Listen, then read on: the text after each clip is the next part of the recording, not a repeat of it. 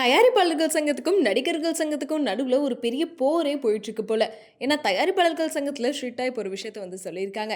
ஏன்னா, இதுவரைக்குமே தமிழ் சினிமா பொறுத்தவரைக்குமே நடிகர்கள் அப்படின்னு எடுத்துக்கிட்டா, முக்கியமா முன்னணி நடிகர்களுக்கு அவங்க சொல்ற சேலரி தான் குடுத்துட்டுருக்காங்க. அதுவும் படம் ரிலீஸ் ஆகறதுக்கு முன்னாடியே வந்து அவங்களுக்கான சம்பளம் போய் சேர்ந்துரும்.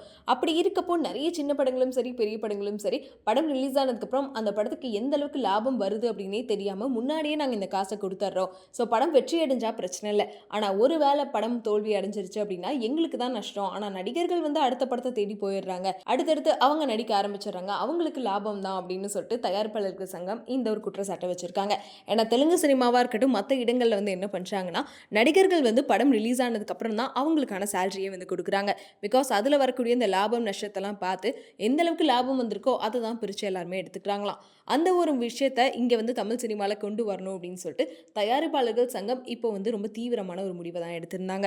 பிகாஸ் இந்த விஷயத்துக்கு நடிகர் சங்கம் ஒத்து வரல அப்படின்னா கண்டிப்பா நாங்க வந்து போராட்டம் பண்ணுவோம். தயாரிப்பாளர்கள் இதுக்கப்புறம் படம் தயாரிக்க மாட்டோம் அப்படின்னு சொல்லிட்டு பல விஷயங்களையும் ஷேர் பண்ணியிருந்தாங்க.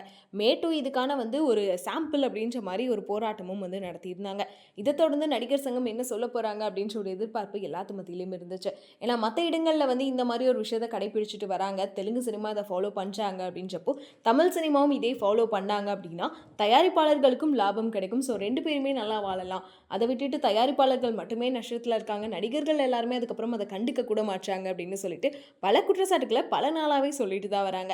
ஆனால் இப்போ இதுக்கு ஒரு முடிவு கட்டியே ஆகணும் அப்படின்னு சொல்லிட்டு ரொம்ப தீவிரமான முயற்சியில தான் இருக்காங்க அப்படின்னு கூட சொல்லாங்க. ஏன்னா பெரிய நடிகர்கள் அப்படின்னு எடுத்துக்கிட்டாவே கோடிக்கணக்கில் சம்பளம் வாங்குறது கண்டிப்பாக நமக்கு தெரிஞ்ச விஷயம் தான். ஒரு படம் வந்து தோல்வியை சந்திச்சாலும் சரி, இல்லை லாபத்தை சந்திச்சாலும் சரி, அடுத்த படம் கண்டிப்பாக அவங்களுக்கு வரும் அப்படின்றதும் வந்து எல்லாத்துக்கும் தெரிஞ்ச விஷயம் தானே. அப்படி இருக்கப்போ இந்த விஷயத்தை ஏற்றுக்கலாமே அப்படின்னு சொல்லிட்டு ரசிகர்களும் வந்து சொல்லிட்டு இருந்தாங்க. இதுக்கு நடுவில் பார்த்தீங்கன்னா இப்போ ரீசெண்டாக திரைப்பட தயாரிப்பாளர் தனஞ்சயன் அவர்கள் வந்து ஒரு பேட்டி கொடுத்திருக்காரு.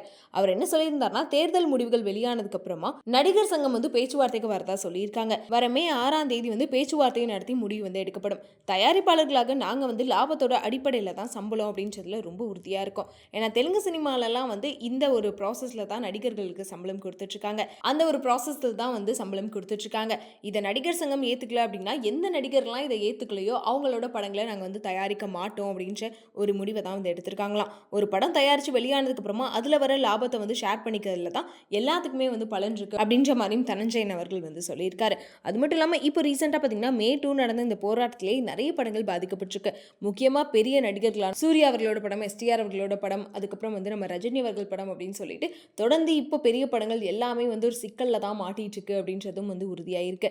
ஏன்னா இவங்க என்ன முடிவு எடுக்கிறாங்களோ அதை தாண்டி தான் வந்து இதுக்கான ஒரு சொல்யூஷனும் கிடைக்கும் அப்படின்னு சொல்லிட்டு இருக்காங்க.